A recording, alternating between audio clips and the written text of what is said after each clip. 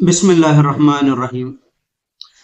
Punjab government की तरफ से कॉलेजेस के अंदर कॉलेज टीचिंग इंटर्न्स यानी सीटीआईज जो हैं उनको रिक्रूट किया जा रहा है, जो पिछले कुछ सालों से हो रहा है और जिसके दौरानिया अमूमन 5 से 7 माह होता है और इस साल 24 से 25 में इसका दौरानिया 6 माह का है, जो कि नवंबर से लेके अप्रैल तक। और इसके लिए जो क्वालिफिकेशन रखी गई वो ये कि मास्टर्स होना चाहिए या बीएस, और उसके अलावा एमफिल पीएचडी, और उम्र की कोई खत नहीं। अब सवाल तो ये पैदा होता है कि इसकी क्यों जरूरत महसूस हुई। जो एडवर्टाइज पोस्ट है उसके मुताबिक को लगभग 7,000 के करीब इन्हें सीटीआईज चाहिए, और इस वक्त जो एप्लीकेशंस हैं वो को लगभग 2 लाख से जायद एप्लीकेंट्स यानी एप्लीकेशंस जा चुकी। तो आप अंदाजा लगाएं 7,000 और 2 लाख। पहला तो सवाल ये पैदा होता है कि ये हमें इंटर्नशिप के लिए क्यों लोग चाहिए। एक बंदा जिसने मास्टर्स किया हो, एमफिल पीएचडी वगैरह किया हो, आप उसको इंटर्नशिप पे रख रहे हैं। क्या उसने कोई मिडिल पास किया है, कोई मैट्रिक पास की है, कोई इंटरमीडिएट पास की है, क्या आप उसको इंटर्नशिप पे रख रहे हैं।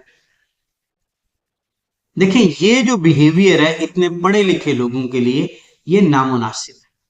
ये इंटर्नशिप स्किल्स के लिए होता है, वोकेशनल ट्रेनिंग्स के लिए होता है, या फिर अगर आपने इस मामले में देना ही है तो आप ऐसा करें, उसके लिए आप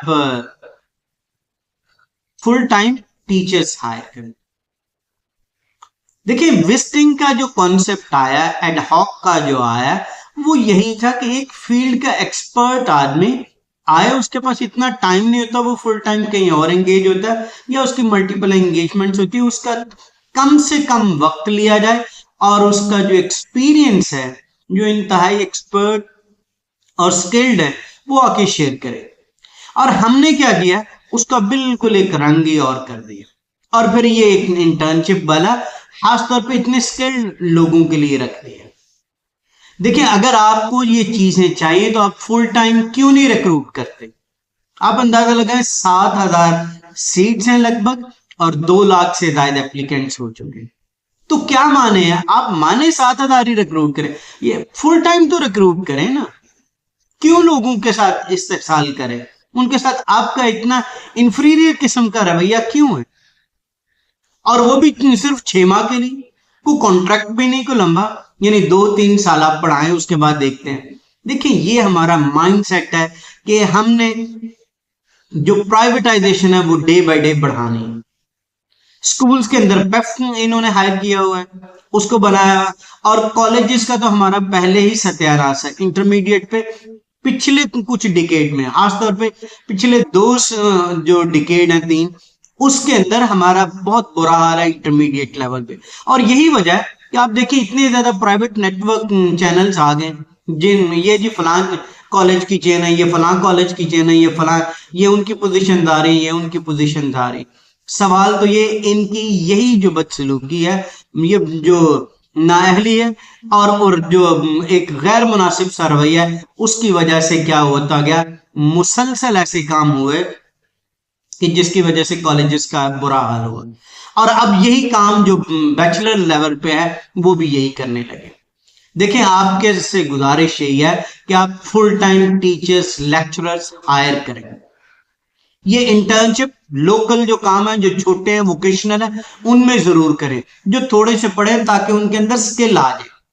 ये जो इस लेवल पे आप करने जा रहे हैं, उसके लिए क्या होना चाहिए, आपकी रिसर्च की एक्सपर्टीज होनी चाहिए, आपकी टीचिंग की एक्सपर्टीज होनी चाहिए, ताकि आप बच्चों के साथ वो चीज शेयर करें। और आप उन्हें भी इंटर्निस पर रख रहे हैं, वो अपनी रोटी पूरी करेंगे या फिर पढ़ाएंगे, और आपने अपनी तरफ से ये कर दिया। देखिए, हमने तो कॉलेजेस के लिए बहुत बड़ा काम कर दिया, हमने इंटर्न्स जो है, सीटीआई जो है, वो कॉलेजेस में रिक्रूट करके दे दिए। इससे हमारा पहले ही कॉलेज जो है वो तबाह हाल है, और ज्यादा हो जाएगा। और कॉलेजेस ना को रिजल्ट प्रोड्यूस करें, उसकी सबसे बड़ी वजह जो ओवर द इयर्स हमारी ऐसी पॉलिसीज है, और उसके अलावा हमारे कॉलेजेस के स्टाफ का रवैया, इसलिए कि वो भी तवज्जो नहीं करते। हाँ, जो ताली है वो तो दोनों हाथों से होनी है ना। गवर्नमेंट की पॉलिसी अच्छी नहीं होगी, नीचे वाले भी पेन नहीं लेंगे। भाई आप उनसे किसी ना किसी अंदाज में बात करेंगे, क्वालिटी को इंप्रूव करने की कोशिश करेंगे, तो काम हो जाएगा।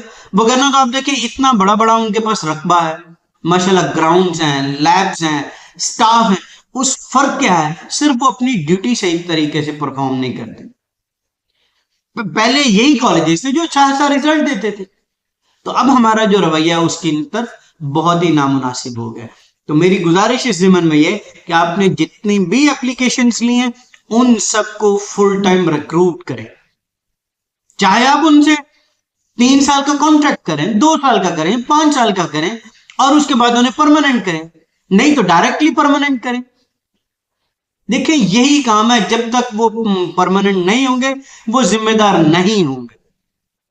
और जब तक आपने इन लोगों को ऑनबोर्ड ना किया, खासतौर पे यंग ब्लड को, और उन्हें नए पैटर्न्स पे कि टीचिंग क्या है, रिसर्च क्या है, हमारे कॉलेजेस नहीं उठेंगे। हमारी जो एजुकेशन की क्वालिटी है वो बिल्कुल बेहतर नहीं होगी। और उसमें सबसे बुनियादी चीज क्या है, टीचर्स यानी लेक्चरर्स, हमारे जो प्रिंसिपल्स।